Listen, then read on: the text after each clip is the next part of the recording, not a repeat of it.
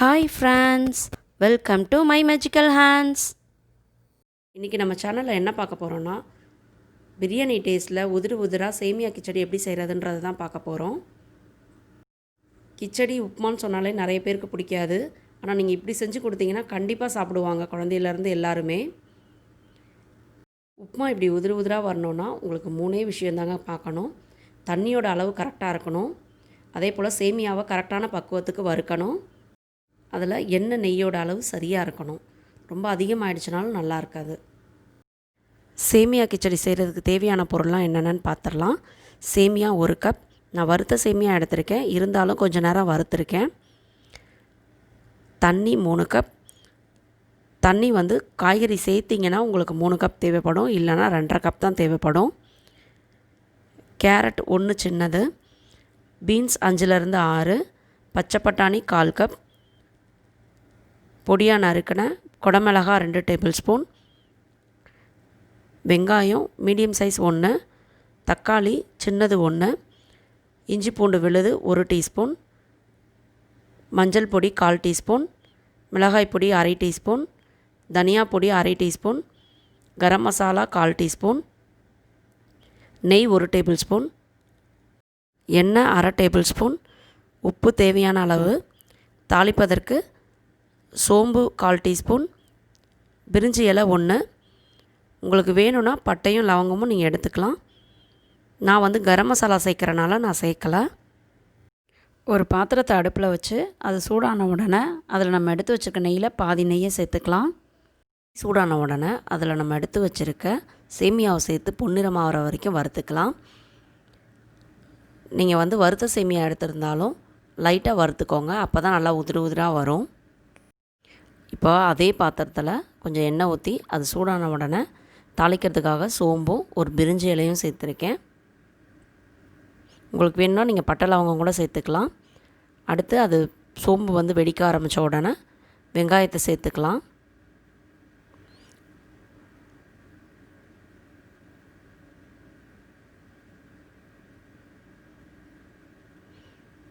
கருவேப்பிலையும் சேர்த்துக்கிறேன். சேர்த்து நல்லா வதக்கணும். வெங்காயம் பாதி வதங்கின உடனே நம்ம வெட்டி வச்சுருக்க பச்சை மிளகாவை சேர்த்துக்கலாம். பச்சை மிளகாவை சேர்த்து கொஞ்ச நேரம் நல்லா வதக்கணும். வெங்காயம் நல்லா வதங்கின உடனே அடுத்து நம்ம எடுத்து வச்சுருக்க இஞ்சி பூண்டு பேஸ்ட்டை சேர்த்துக்கலாம். இஞ்சி பூண்டு பேஸ்ட்டை சேர்த்து அதோட பச்சை வாசனை போகிற வரைக்கும் நல்லா வதக்கிக்கணும். இஞ்சி பூண்டு பேஸ்ட்டோட பச்சை வாசனை போன உடனே நம்ம பொடி பொடியாக நறுக்கி வச்சுருக்க குடமிளகாவை சேர்த்து கொஞ்சம் நேரம் வதக்கிக்கலாம். குடமிளகாவை சேர்த்து கொஞ்சம் நேரம் வதக்கினா போதும். அடுத்து நம்ம நறுக்கி வச்சுருக்க காய்கறிகள்லாம் சேர்த்து கொஞ்சம் நேரம் நல்லா வதக்கிக்கலாம். நான் கேரட்டு, பீன்ஸு, பட்டாணி எடுத்திருக்கேன். நீங்கள் எந்த வெஜிடபிள்ஸ் வேணாலும் எடுத்துக்கலாம். காய்கறியெல்லாம் பாதி வெந்த உடனே நம்ம நறுக்கி வச்சுருக்க தக்காளியை சேர்த்துக்கலாம். தக்காளியை சேர்த்து கொஞ்சம் நேரம் நல்லா வதக்கிட்டு அடுத்து அதுக்கு தேவையான அளவுக்கு உப்பு சேர்த்து வதக்கிக்கலாம். அப்போ தான் தக்காளி சீக்கிரம் மசியும், அந்த காய்கறிலையும் உப்பு பிடிக்கும். தக்காளி வதங்கின உடனே நம்ம எடுத்து வச்சுருக்க மஞ்சள் பொடி, மிளகாய் பொடி, தனியா பொடி, கரம் மசாலா இது எல்லாத்தையும் சேர்த்து நல்லா வதக்கிக்கலாம். எல்லாம் நல்லா வதங்கின உடனே நம்ம இதுக்கு தேவையான அளவுக்கு தண்ணி ஊற்றிக்கலாம். நான் 1 கப் சேமியா எடுத்திருக்கேன். ஸோ அப்ராக்சிமேட்டாக 3 கப் தண்ணி ஊற்றிருக்கேன்.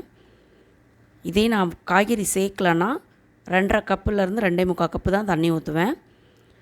நீங்கள் உங்கள் சேமியாவுக்கு எவ்வளோ தேவைப்படுதுன்றத உங்கள் கவரோட பேக் சைடில் பார்த்தீங்கன்னா அதில் மென்ஷன் பண்ணியிருப்பாங்க. அதுக்கேற்ற அளவுக்கு சேர்த்துக்கோங்க. மேக்ஸிமம் 2.5லேருந்து 3 கப் வரைக்கும் தான் சேமியாவுக்கு தண்ணி தேவைப்படும். ஊற்றி நல்லா மிக்ஸ் பண்ணிக்கோங்க. இப்போ இதை ஒரு மூடி போட்டு மூடி கொதிக்க விடலாம். 10 நிமிஷம் கழித்து பார்க்குறேன். இப்போ பாருங்கள், நல்லா தண்ணி கொதிச்சிருச்சு. காய்கறி வெந்துருச்சான்னு செக் பண்ணிடுங்க. அதே போல் உப்பு காரம் பார்த்துக்கோங்க. வேகலைனா வேகிற வரைக்கும் கொதிக்க விடுங்க. இப்போது நம்ம வறுத்து வச்சுருக்க சேமியாவை சேர்த்துடலாம். நீங்கள் சேமியாவில் நெய் சேர்த்து வறுத்தனால அதோடய டேஸ்ட் ரொம்ப நல்லாயிருக்கும், ஸ்மெல்லும் சூப்பராக இருக்கும். சேமியாவை நல்லா கலந்து விட்டுட்டு கொஞ்சம் நேரம் மூடி போட்டு நல்லா வேக விடலாம். இப்போ பாருங்கள், தண்ணி நல்லா வற்றிருச்சு, 80% தண்ணி வற்றிருச்சு. இந்த ஸ்டேஜில் நீங்கள் மூடி வைக்காதீங்க, கொஞ்சம் ஓப்பன்லேயே வச்சு ஒரு கிளறி விட்டுட்டு நல்லா அந்த தண்ணி வற்றுற அளவுக்கு வேக விடுங்க. இந்த ஸ்டேஜில் நீங்கள் எடுத்து வச்சுருக்க நெய்யில் மீதி பாதி இருக்கு இல்லையா, அதை சேர்த்துக்கோங்க. சேர்த்து நல்லா மிக்ஸ் பண்ணி விட்டுருங்க. தண்ணி ஃபுல்லாக நல்லா வற்றிருச்சு, சேமியாவும் நல்லா வெந்துருச்சு. இந்த ஸ்டேஜில் அடுப்பை ஆஃப் பண்ணிடுங்க. ஆஃப் பண்ணிவிட்டு நம்ம பொடி பொடியாக நறுக்கி வச்சுருக்க கொத்தமல்லி இலையை தூவிக்கோங்க. தூவி நல்லா ஒரு கிளறி விட்டுருங்க. நம்மளோட உதிரியான பிரியாணி டேஸ்ட்டில் சேமியா கிச்சடி சூப்பராக ரெடி ஆயிடுச்சு பாருங்கள். இது நீங்களும் உங்கள் வீட்டில் ட்ரை பண்ணுங்கள். இந்த வீடியோ உங்கள் எல்லாருக்கும் பிடிச்சிருக்குன்னு நினைக்கிறேன். இந்த வீடியோ பிடிச்சிருந்தா இந்த வீடியோவை லைக் பண்ணுங்கள், ஷேர் பண்ணுங்கள், மை மேஜிக்கல் ஆன்ஸை சப்ஸ்கிரைப் பண்ணுங்கள். பக்கத்தில் இருக்க பெல் ஐக்கானே அழுத்திடுங்க. ஆரோக்கிய உணவு, ஆனந்த வாழ்வு. பாய் பாய்.